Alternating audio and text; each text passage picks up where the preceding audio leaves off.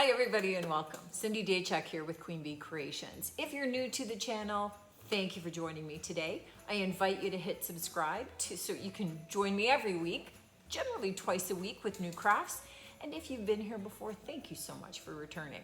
Today, we've got a really fun craft that, I don't know about you, but I'm always looking for new little Christmas trees and shapes and colors for the season and certainly for the shop. And so today what we've got is a really cool little Christmas tree made from wired ribbon. So not difficult to make, a fair bit of glue in the making of this, a little bit of hot glue, but let me flip you over and start walking you through how to get started on this one. Okay.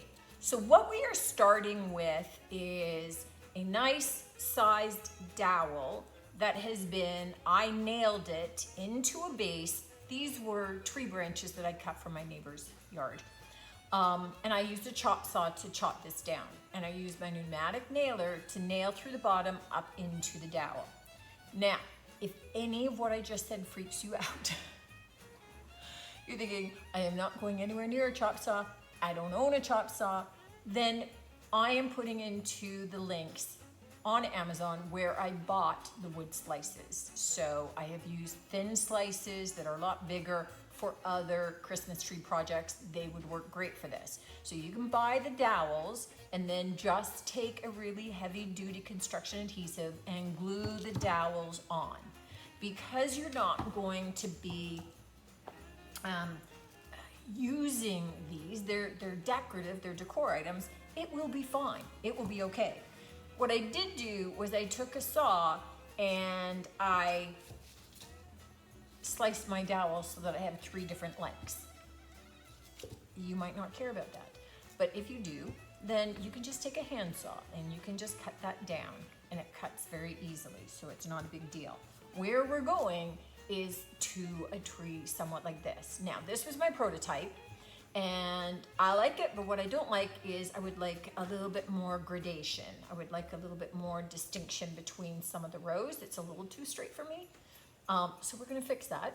But all that I've done is I've taken my wired burlap ribbon, cut it to different lengths, and I have glued it around, and then I have glued some solo wood flowers onto the top.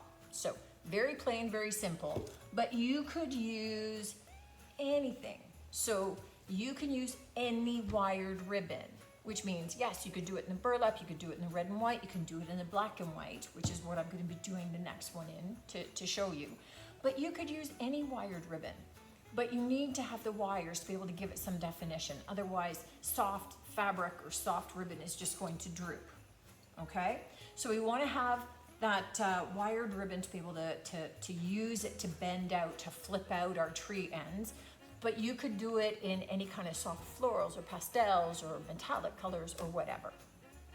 So all that we are doing is taking lengths, and whatever your starter length is, you need 6. So you cut that out and you just kind of look to see, okay, if I was starting my tree up here, how's that length going to look? And then you cut out 6.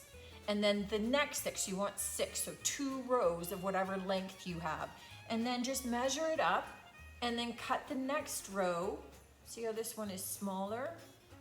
So cut the next 2 rows smaller. And then before I glue my 6th one of this on, I'm gonna cut the next one a little bit smaller so that we keep getting a little bit smaller as we go. So I've glued on the first row to just be able to show you. And what we do is we take our ribbon, we just fold it over. Oh, here, let me show you. Just fold it over slightly, right? Because this is going to be way too big. We're going to have glued. We want to get 3 rounds. So we're going to just fold it over slightly, hold that crease in place, put our glue along the back, and as we glue the back, that's also going to glue that fold in place. And then we put our 3 ribbons around there. When we go to do the next row, we're going to alternate their placement. So we're going to put them in the gap. So we're always going to kind of have them filling in, kind of in those alternate areas as we go along. And that's just lifting up slightly, so I'm going to glue that down. I have my scissors here so that I don't burn my fingers, and I never remember to use them to avoid burning my fingers. And I just like tacking down those edges a little bit, just to keep that curl down. And so the next one, we're just gonna fold it over, crease it down a little bit. We're gonna take our glue and take it across the back, and we're gonna put it into this next crease area, the area between those two. And just line it up with our other one.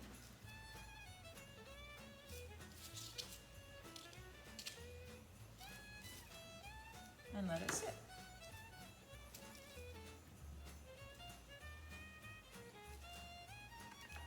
And again, I just like to glue a couple of those edges down to just have it lying flatter a little bit. Does that make sense? So I'm not worried about curling these up yet. This is just kind of the natural curl of the ribbon. And it kind of does it automatically as soon as I start folding it over. But the ribbon has a little bit of a natural curve. Use that as you go, right? That's going to define the direction your ribbon wants to curl. Don't fight that. Use that to your advantage.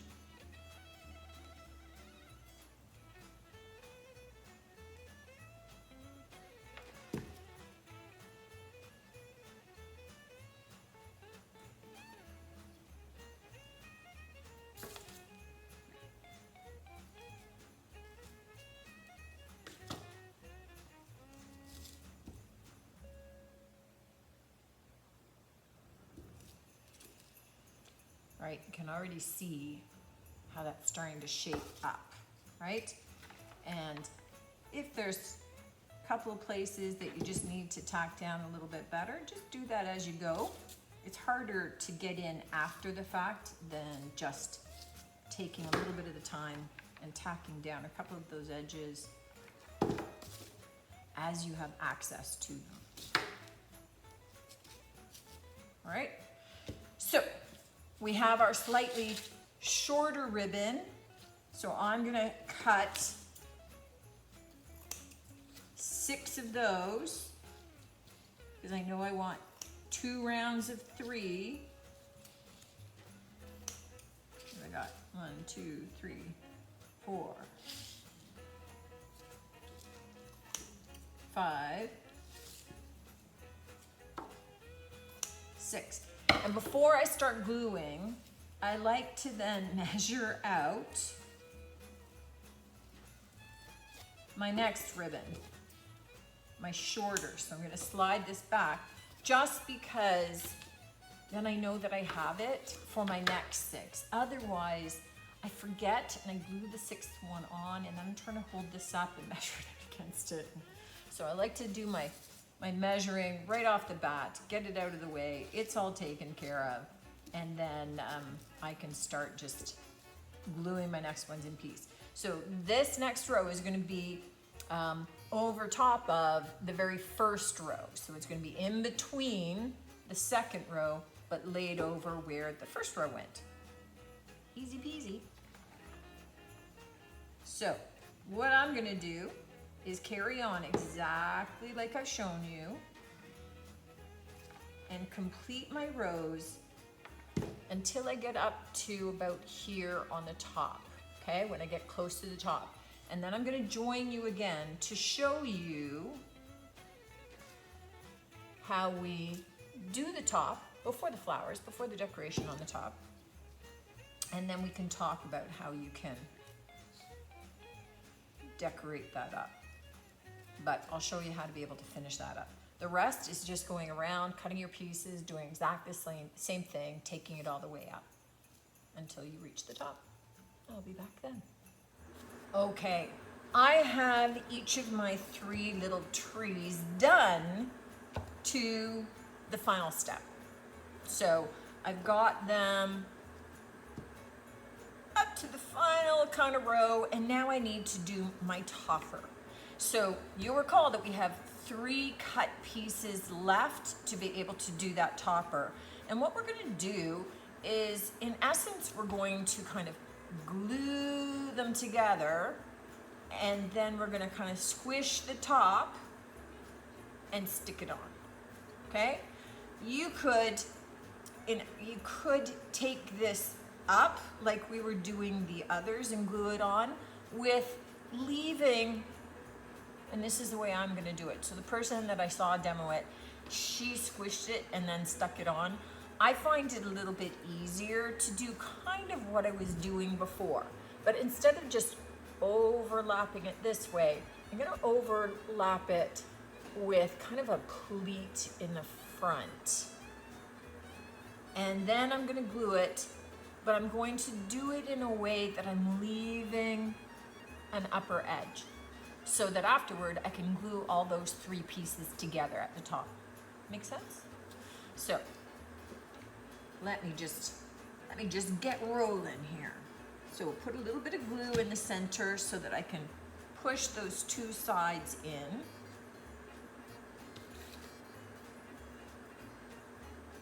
And then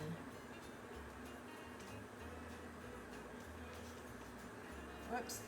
Okay, so I glued the top, and really I needed to glue lower because I forgot what I was doing there. So we need to put the glue lower so that I can leave that piece sticking up. And again, it's going to curve out. So we want to, just as we were with our other big branches coming out, we want to stagger that into the open space. I just want to get, oh my goodness.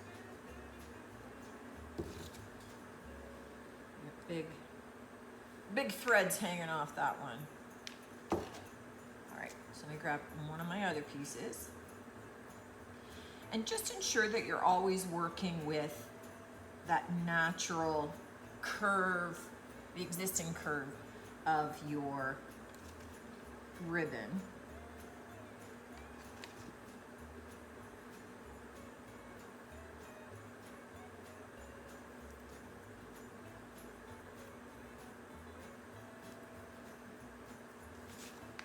And then gluing a little bit lower this time because I remembered.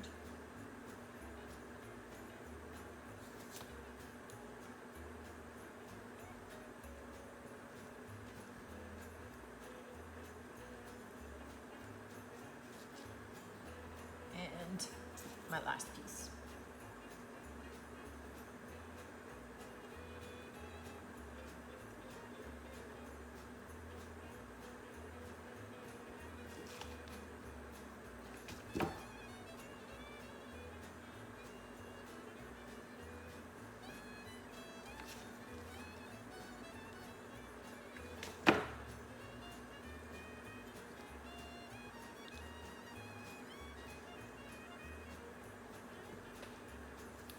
Okay, so you can see how that covers all of it, but it leaves a little bit of an opening. So all I'm gonna do is drop a little bit of glue down into that opening and then squish those together, kind of forming a bit of a point.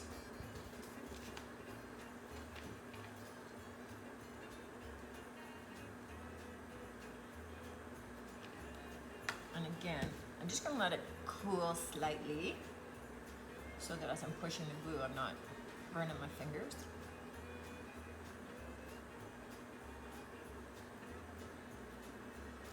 So just holding a little bit, maybe a little bit over on this side.